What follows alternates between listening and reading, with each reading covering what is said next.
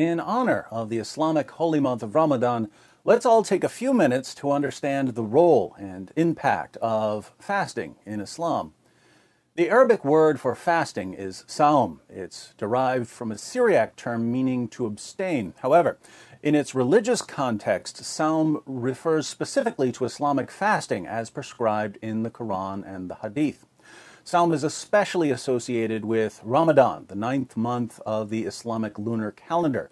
Muslims who are not exempt for some reason are required to abstain from food, beverages, and sexual intercourse from dawn to sunset for the entire month. Fasting during Ramadan is one of the 5 pillars of Islam. If all of this sounds innocent, it's not. Ramadan is killing Muslims, not only spiritually, but also physically.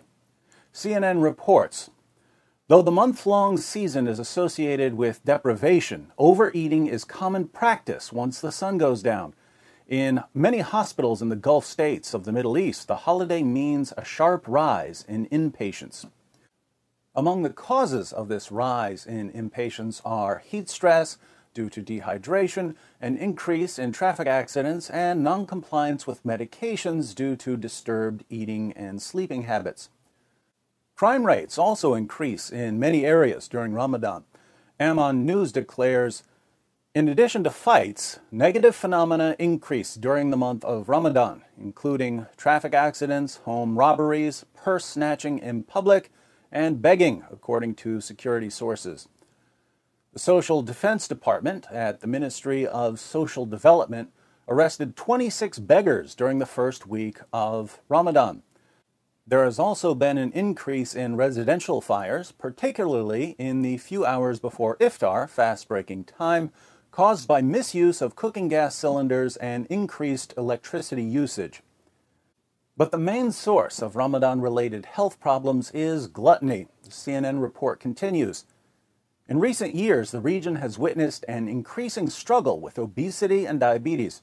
Last month, a United Nations study rated many Gulf Cooperation Council countries as among the world's fattest. Why the increase in obesity? Paradoxically, Muslims tend to eat far more when they're fasting than when they're not fasting. You see, Ramadan isn't simply not eating. It's gorging yourself before sunrise, taking a break while the sun's out, and gorging yourself again at sundown, a diet recommended by no doctor ever. Let's look at some numbers from a Muslim country. According to the National Consumer Institute of Tunisia, Muslim consumption of basic food products doubles during Ramadan.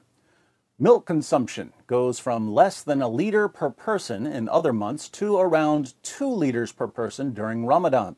Yogurt consumption more than doubles, skyrocketing from 5.4 pots per person to 12.9 pots per person. Egg consumption goes from just under 13 per person to 26 per person. Consumption of rolls goes from 0.6 kilograms per person to 1.4 kilograms per person. Spending and waste also increase dramatically during Ramadan. We read in Arab News, the problem of food wastage in Ramadan has again surfaced, with Mecca municipality having to gather 5,000 tons in the first 3 days of Ramadan. According to one report, Saudis spend 20 billion rials on Ramadan shopping compared to 6 billion rials they spend in other months. Osama al-Zaytouni of the municipality told Arab News on Thursday that this was in addition to the collection of 28,000 sheep carcasses in 2 days. He said the municipality had installed 45 waste compressors in central Mecca, close to the Grand Mosque, and deployed 8,000 cleaners for the month. At the beginning of Ramadan, the Ministry of Commerce and Industry expressed concern that 45% of the waste in Ramadan consists of food. It also revealed that 80% of the food prepared is unhealthy.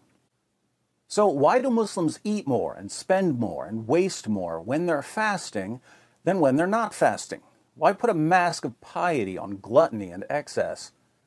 The answer, I think, lies at the very heart of Islam. Islam doesn't teach people to control their desires. Islam encourages people, the men at least, to carry their desires to a perverse extreme, but only allows them to satisfy these desires within an Islamic framework, thus trapping people with their own desires and using them in the service of the religion. For instance, if a non-Muslim man goes clubbing regularly and has sex with 100 different women, Islam will condemn him as a fornicator. But if the same man converts to Islam and joins the jihad movement, he can marry 4 women and take home sex slaves after every battle and be perfectly righteous before Allah, even if he has sex with 100 different women.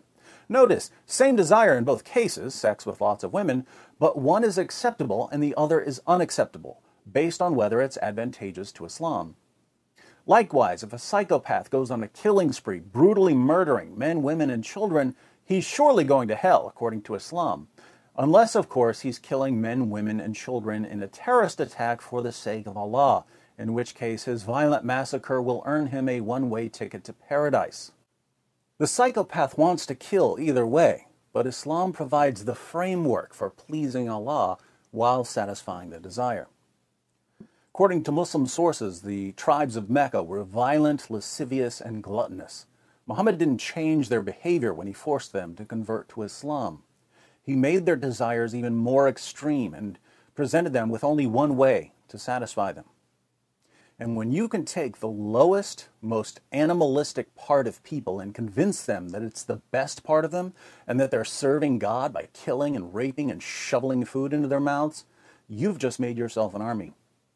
Hence the rapid spread of Islam.